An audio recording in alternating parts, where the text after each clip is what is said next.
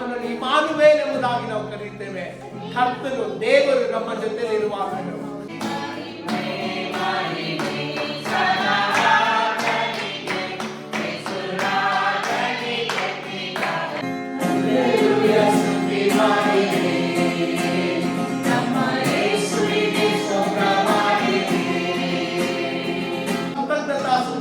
ಸಲ್ಲಿಸುತ್ತಾ ಅಪ್ಪ ನಿಮ್ಮ ನಾಮವನ್ನು ಘನಪಡಿಸ್ತಾ ಇದ್ದೇವೆ.